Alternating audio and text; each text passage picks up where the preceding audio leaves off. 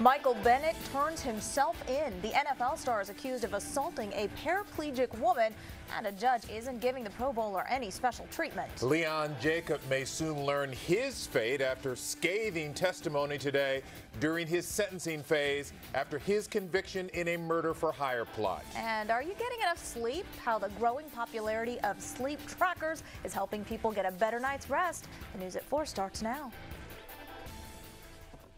Tonight we begin with NFL star and Houston native Michael Bennett. He returned to Houston today and turned himself in. He is charged with shoving a paraplegic security guard during last year's Super Bowl right here in Houston. Now, it was a quick court hearing today, but it took more than a year to get this indictment. Jason Miles is live downtown with the very latest in this story. Jason?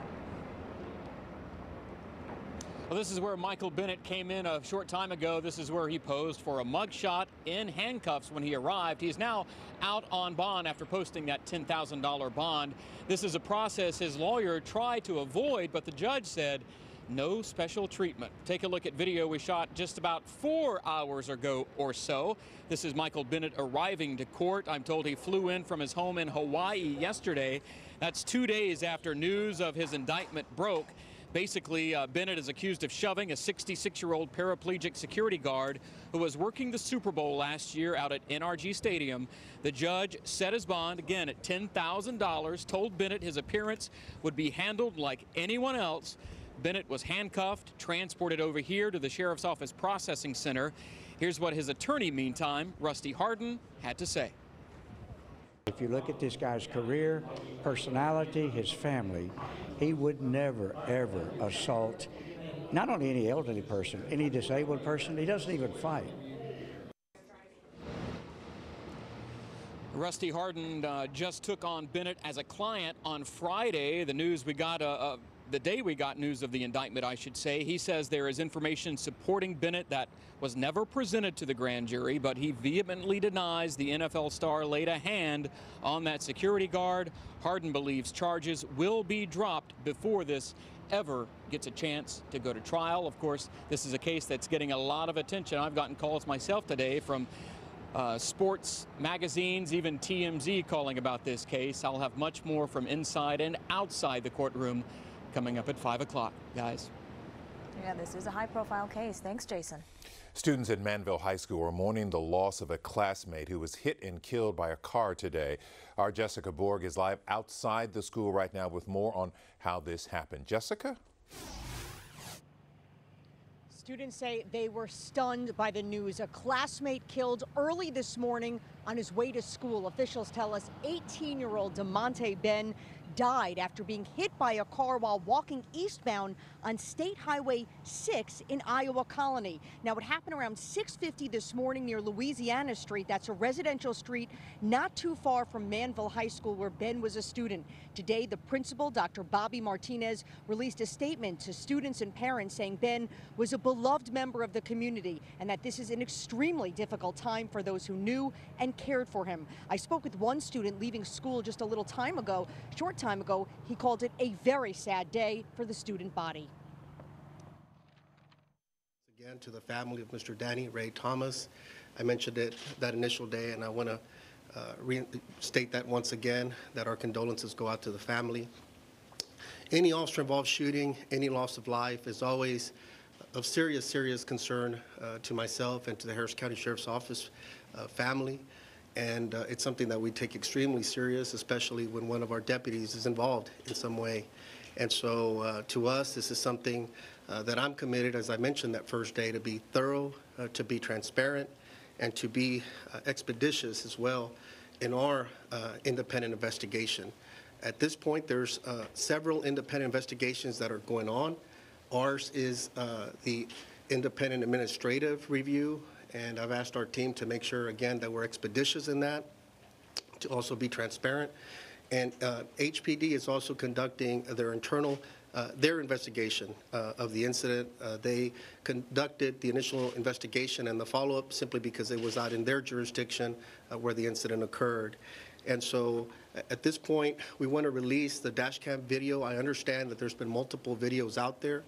And so as an effort to be transparent, as I committed to, is we want to release the dash cam video that we have. So we'll be playing this real quick. You could see the vantage point of the deputy approaching. He on-viewed the incident. He wasn't being dispatched to the incident. It's my understanding there may have been a call for service regarding Mr. Thomas at the location. You're going to see a vehicle stop right here. The male exits and begins to engage with Mr. Thomas behind the vehicle there.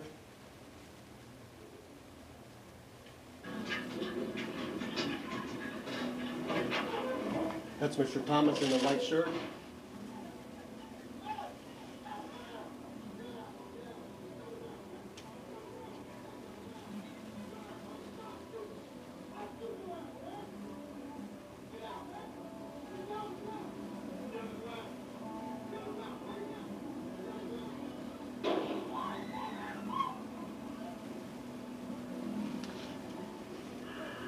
You could hear the entire incident pretty much from the time where the deputy arrived to the time that the shot was fired was approximately 30 seconds, so it happened rather quickly. You could hear in the background the repeated commands that the deputy was making, and then obviously it goes off of view right there, and you hear the single gunshot wound. No weapons were found on the person of Mr. Thomas at the scene. We, at this point in time, as I stated, for us, any loss of life is always a very sad thing and a very difficult thing. There's a lot of investigation, obviously, that will be ongoing, but we hope that everyone has patience to understand that we're going to try to get through this as quickly as possible. I think the public deserves that. Obviously, Mr. Thomas's family deserves that. And the Harris County Sheriff's Office family also deserves that, because we constantly want to be assessing our policies, our procedures.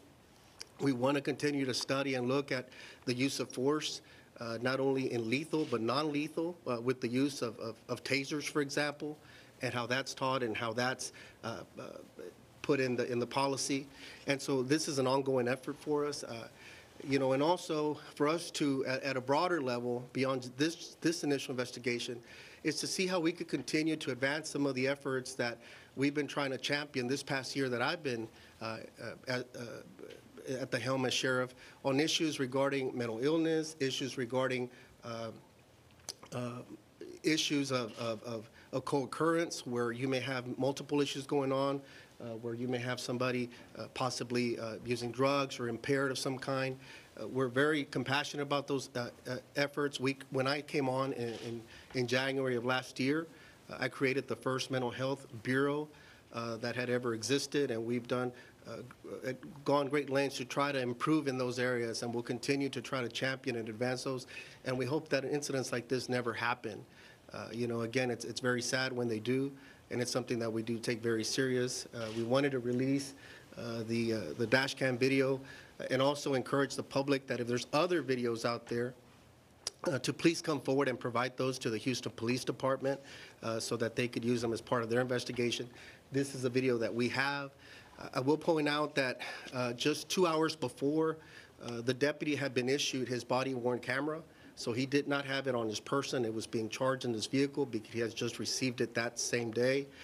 When I took office last year, the Sheriff's Office still did not have a fully deployed body-worn camera program, so that's something that we have been working on. About 400 deputies have already been issued those body-worn cameras and have trained on them. The deputy had just received it that same day, a couple hours before, and it was charging in his vehicle. So we do have the dash cam video that we provided and the other videos that have already been released publicly. So we wanted to make sure that we provided those, again, in an effort to be transparent. Again, our condolences go out to the family.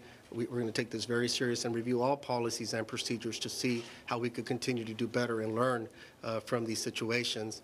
And also to make sure that we get to the bottom of this and look at everything in totality and be able to report to the public, to the family, on exactly what happened out there. And obviously the videos speak for themselves, but we wanted to be transparent as well and provide that video that we have. So at this point, I'll begin taking some questions. Sheriff, did you see a gun in Mr. Thomas's hand? No, I did not. When we talked to you last time, that was his explanation, is that he believed he saw something in Mr. Thomas's hand. Having seen the video, your reaction? I want to be clear on something. First thing, when out at the scene that day, I prefaced my comments, I believe, several times by saying it was preliminary. When we arrive out there in the effort, again, to try to get information to media that's gathering so we could kind of give the basic rundown. That's information we had gathered from everybody we had kind of talked to very quickly. I don't personally remember the deputy saying or indicating I thought I saw a gun on him or anything. I think part of it was just the condition of the individual that was coming at him. And if we could play the video once again, just to point something out, just one quick observation. And I want to say, I'm not saying in any way that it was an only factor, but as we look at everything in the totality, you'll see where Mr. Thomas is foaming at the mouth. You know, as he's coming. Sheriff Ed Gonzalez described a deputy-involved shooting from last week in the Greens Point area. The deputy shot an unarmed man. So what we saw during this news conference was the dash cam video of this incident. It only lasts about 30 seconds. You hear the deputy making repeated commands for the man to stop walking and approaching him. He does not. Then they're off this dash cam video. This is him approaching another driver earlier before him approaching the deputy. But you see them off camera at some point, you hear a single gunshot, and then a few seconds later you see the deputy drop to his knees and try to administer chest compressions to 34-year-old Danny Thomas. The victim did not survive. What was interesting that we learned during this news conference, though, was that he did not have a body camera on him. The body camera that was given to him had been issued to him the day of this shooting, and was being charged in the vehicle, apparently. Yeah, that's what the so all we was had saying. is a dash cam video. The sheriff's office obviously believing this was a controversial yet justifiable shooting. We'll have more on the story coming up. We'll be right back.